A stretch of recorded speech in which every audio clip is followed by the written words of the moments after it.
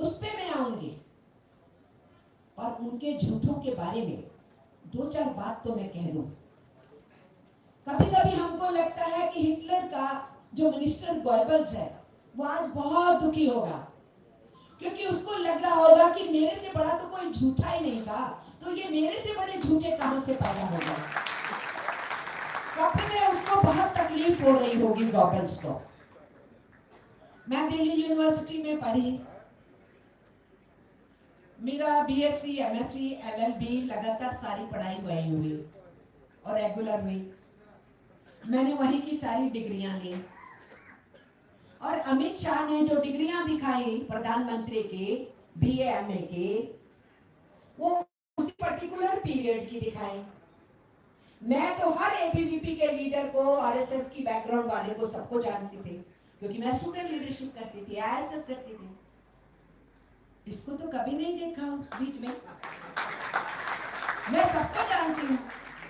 अरुण जेटली मेरे कंटेम्परेरी थे, उनके साथ मेरी बहस होती थी बहुत, डिबेट्स में हम लड़ते थे, भिड़ते थे एक दूसरे के खिलाफ। ये रजत तो मेरे से थोड़ा सा जूनियर है, ये जो आपकी अदालत करता है, ये भी यूनिवर्सिटी में था, विजय गोयल था, ये था, एनएसयूआई के बहुत से लीडर, एबीवीपी के बहुत से leader, I know each one of them, जो मेरे उस कंटेम्परेरी पीरियड में थे। मेरी जितनी डिग्रियां हैं वो हस्तलिखित है, हाथ से लिखी जाती थी डिग्री, कंप्यूटर से नहीं होती थी।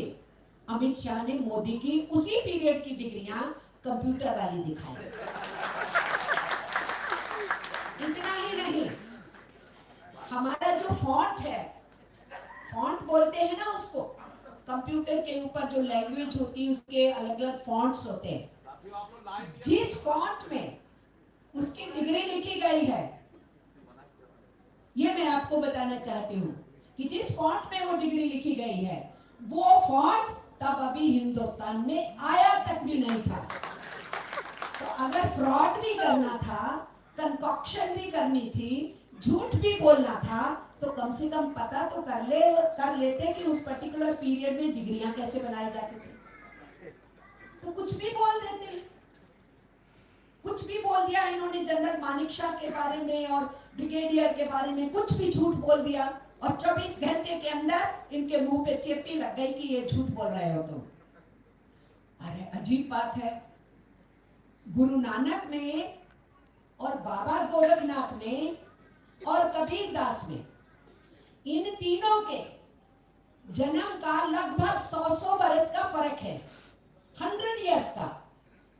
और मोदी ने एक जगह भाषण करते हुए कहा, इन तीनों का नाम लेके, वो तीनों इकट्ठा बैठते थे, तीनों आपस में चर्चा करते थे, सलाह करते थे। This is your prime minister.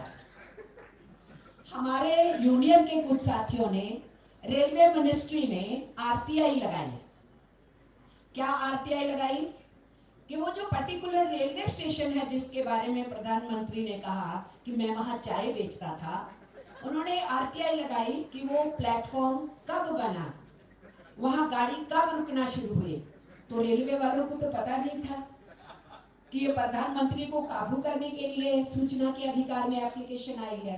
उन्होंने जनरल इंफॉर्मेशन दे दी।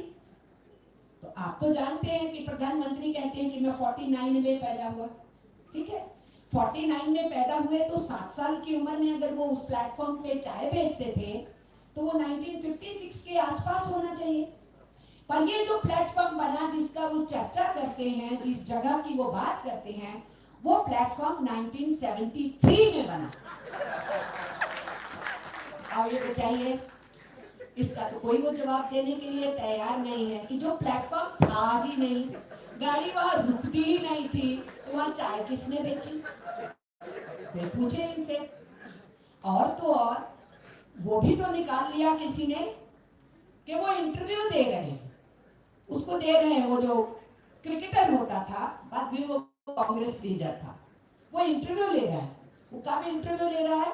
जब लाल कृष्ण अडवाणी के साथ खूब रथ पे यात्रा किए, वो उन्होंने ही तैयार किया इस सज्जन को, तो उस यात्रा के बाद उनकी वो इंटरव्यू ले रहा है और उस इंटरव्यू में पूछ रहा है आप कितना पढ़े हैं, सुना है आप